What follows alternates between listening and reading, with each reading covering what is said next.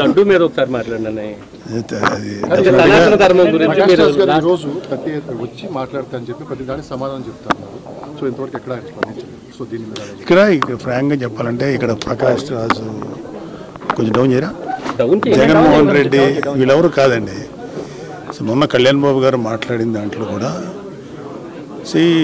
ఇవాళ సనాతన ధర్మం దానిలో గాడ్ అనేది ఒక భాగం.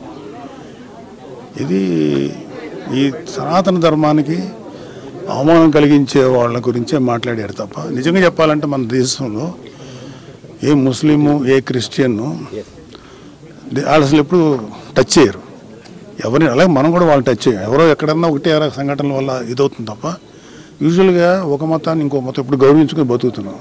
అది ఈ పాటికి భారతదేశం ఏంటంటే ఎప్పుడు లాంగ్ బ్యాకే 500-600 ఏళ్ళ క్రితం కొడి చచ్చిపోయేవాళ్ళం. సో అందరూ కలిసి జీవించడం అనేది మా అందరికీ, అటు క్రిస్టియన్స్ అయినా హిందూస్ అయినా ముస్లిమ్స్ అయినా సిఖ్స్ అయినా కలిసి బతకడం అనేది మనకు మన పెద్దవాళ్ళు మనకి ఇచ్చినట్టుంది. అదే కళ్యాణ్ బాబు చెప్పింది సనాతన ధర్మం. అది ప్రతి వాళ్ళలోనూ ఇంకి ఉంటుంది. సో దాన్ని ఎవరైనా అవమానం చేసినా ఇంకోటి చేసినా కొంచెం బాధ అనిపిస్తుంది. సో లడ్డు అనేది ఒక చిన్న అంటే ఒక నిండిపోయినటువంటి ఈ నిర్లక్ష్యం చేయబడినటువంటి హైందవానికి హిందూ మతానికి ఆ లడ్డు అనేది క్లైమాక్స్ లాంటిది. సో దానికి ముందు ఆ లడ్డు అనే దాంతో పాటు ఇంకా కిందకి వెళ్తే ఎన్ని దారుణాలు జరిగినాయో మా అందరికీ తెలుసు.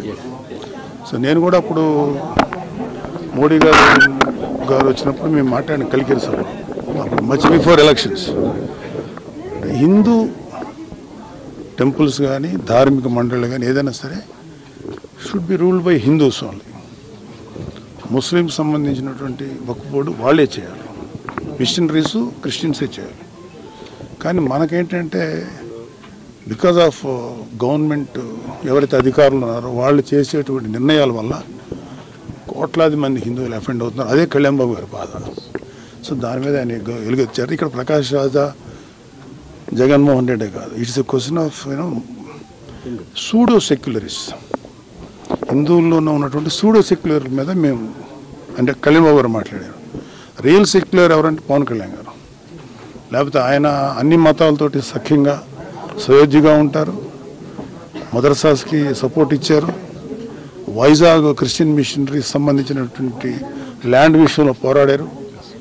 హిందూ ధర్మాన్ని గురించి పోరాడారు. సో ఆయన ఎవరైనా ఇట్లాంటి వాళ్ళు ఎవరన్నా ఈ కైండ్ ఆఫ్ పీపుల్ చేస్తే వీ డోంట్ కేర్. అది కాదు, మాకు కావాల్సింది ద రిలీజన్ అండ్ ధర్మం ప్రొటెక్ట్ కావాలండి, అంతే. అంతకంటే జనరల్ ఎలక్షన్స్ మా ఎలక్షన్స్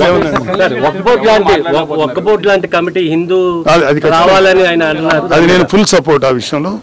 హిందూ ధర్మ రక్షణ మండలి ఉండాలని చెప్పి కళ్యాణ్ బాబు గారు అడిగినది చాలా కరెక్ట్ అయిన విషయం, ఖచ్చితంగా ఉండాల్సిందే. తేలిపోయింది. తదుపరి చర్యలు ఎలా ఉంటాయి ప్రభుత్వం? Law will take its own course. చట్టం తన పని తాను చేసుకుపోతుంది. ఎవరు తప్పు చేశారో వాళ్ళందరూ బయటకు వస్తారు. సో ఈవెన్చువల్గా దానికి తగ్గ శిక్ష పడుతుంది. డిక్లరేషన్ మీద జగన్మోహన్ రెడ్డి గారు ఏం డిక్లరేషన్ మీద? దేవుడి మీద నమ్మకం ఉందని సంతకం పెట్టి వెళ్ళాలి. అలా ప్రతి చోట మక్కాలో కూడా మీకు ఎంత ఆనందం ఉందండి. నేను ఏదో ఒకటి మాట్లాడాలి.